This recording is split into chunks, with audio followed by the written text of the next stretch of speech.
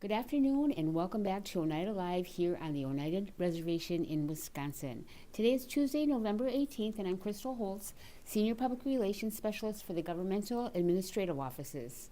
Today we have the privilege of having Councilman Jonas Hill here in the studio to provide an update as what things are happening in his area. And Jonas?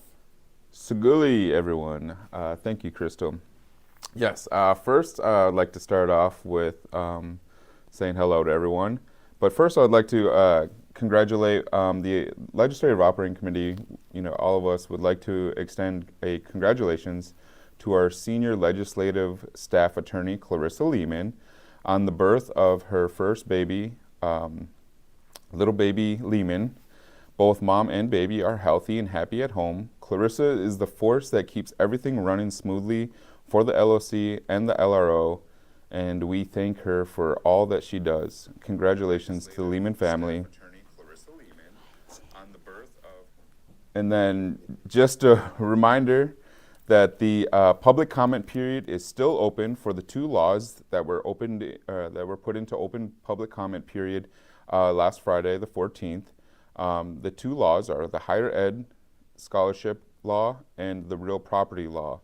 If any community members would like to submit any comments, please send that to the LRO reference office email, or you can reach out to the Norbert Hill Center as well, and we can get you with the information. The public comment period ends this Friday at 4:30 p.m. I recently attended the IANTA conference, which is the American Indian Alaskan Native Tourism Association conference, which took place in Choctaw, Mississippi. IANTA was established by tribes for tribes to address inequities in the tourism system. IANTA preserves and promotes authentic indigenous destinations and assists in building bridges between Native communities, federal agencies, nonprofits, and elected officials. This commitment ensures that tourism benefits indigenous communities while respecting cultural heritage.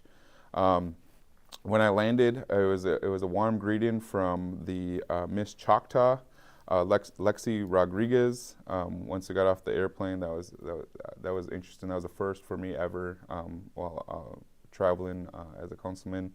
And then also, Kirby stepped down from the IANTA board. He's retiring, and he received a gift from the IANTA board and for his 20 plus years of service to IANTA, and you can see that in the photo there. We were kind of, it looks like a medallion hanging there. Recently appointed as a board member to represent the nation on the Great Lakes Food Coalition Board, Yawʌko, is important because it strengthens food sovereignty, supports tribal communities, and preserves indigenous food systems across the Great Lakes region.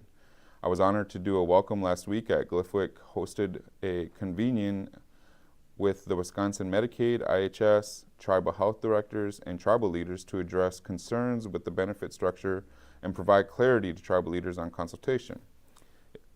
It was called Food is Medicine. So, Food is Medicine is a part of our communities, from soliciting direction from tribal elders to our support for tribal producers who understand our traditional foods and how we produce them, to the Yawʌko's Tribal Elder Food Box program, which brings healthy traditional foods to our elders. I am grateful to serve on this board on behalf of the nation. I am personally inviting everyone to join us for a wild game feast night community meal this Thursday, November 20th, at the Robert Cornelius VFW, located at 2980 East Service Road in Oneida. We will start serving at 3:30 p.m. until the food is gone. This free community meal welcomes all.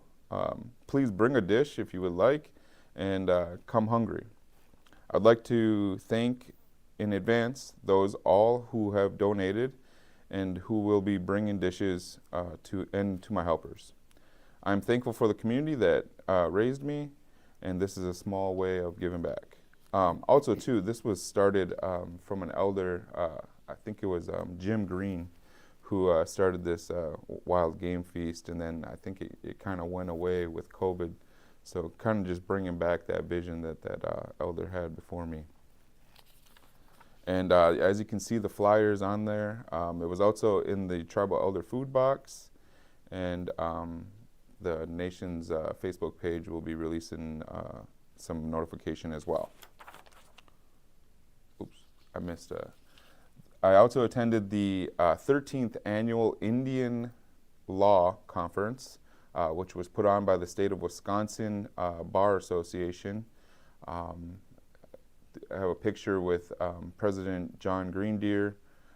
He did the welcome there. It was a great gathering of all the legal minds, the native legal minds of Wisconsin. Great to meet all the lawyers represent each tribe and be able to sit at the conference. I think I was the only elected official there, but it was great to kind of get the legal perspective on a lot of issues that are facing Wisconsin tribes. So I was supposed to transition right away into the Oneida Light Bridgeway, but we're going to go into that right now. So after you enjoy the meal at the VFW, you are also invited to join the nation as we light the Bridgeway starting at 6 p.m. on Highway 54 on November 20th. So remember, that's the same night as the game feast meal. Just for awareness, I will have to-go containers. So if you feel free to stop by at the VFW, you can just grab a to-go plate and eat it later and head over to the bridge lighting. Be taking the same place. So the bridge lighting is at 6 p.m. on November 20th. And we hope to see you as we come together to celebrate, reflect, and enjoy the warmth of good food, good music, and good vibes in the community spirit. As we enter the holiday seasons, we would like to extend thanks to our people. May your homes be filled with love and laughter, wishing you peace and joy as we walk into the new year. So there will be Christmas caroling by the Oneida hymn singers. There will be hot refreshments served by the Oneida veterans. And it should just be a good time as we light up downtown Oneida. Upcoming, there's going to be a UWGB versus Haskell men's basketball game. We would like to extend an invitation to everyone to attend the Green Bay Phoenix men's basketball Oneida Nation celebration game on November 29th, 2025. UWGB will play Haskell Indian Nations University at the Crest Events Center on the UWGB campus. My office and communications have been working with UWGB Athletic Department to make this great event to honor our partnership. Please come out and enjoy a Saturday afternoon at the Crest Events Center. So as you can see, those jerseys were designed by tribal member Jocelyn Matoxin, and they have some Oneida, cultural symbolism on there. And is it Ganadage? Ganadage, and it's the city, or they go outside the city or something. Going to town, I think, is the closest they could get to Green Bay. The link for this should be on the Oneida Nation website or on the Oneida Nation Facebook page, and then I posted it as well on my page, my Facebook page. If you have any questions, and then I think we're going to have some physical tickets too. You can reach out to the Norbert Hill Center, and we'll get you hooked up for some tickets.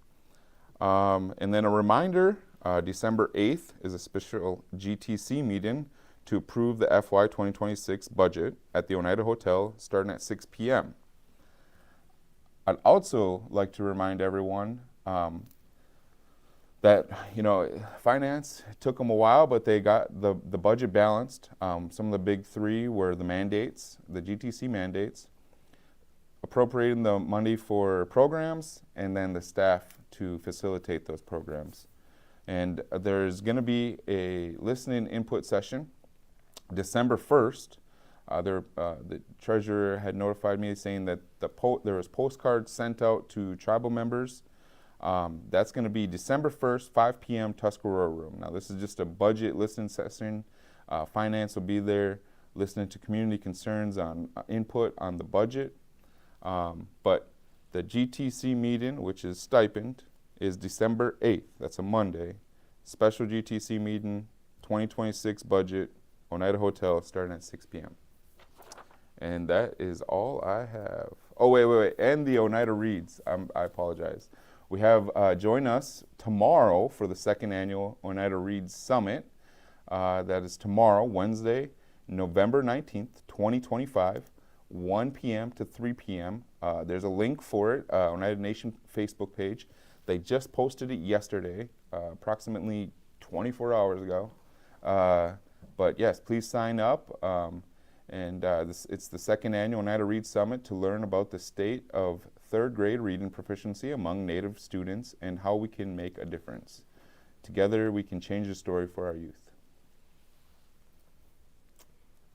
Okay, well, thank you, Councilman Hill. It's always a pleasure. And then I just have a few announcements for the community. The LOC meeting scheduled for tomorrow, the 19th, has been canceled. Now, wait, is today? Tomorrow's the 19th, okay, yeah. Sorry about that. Yeah, we got some people out on travel. And yep. Also, the Higher Education office is closed this afternoon due to a staff in service. Regular hours will resume tomorrow. The Oneida Economic Support and Child Care will have limited hours this week due to staff training. Please call 920-490-3939 with questions. Also, important news, the Oneida Cannery is now taking orders for holiday cornbread, Ganastoy. The last day to place your order will be this Friday, November 21st.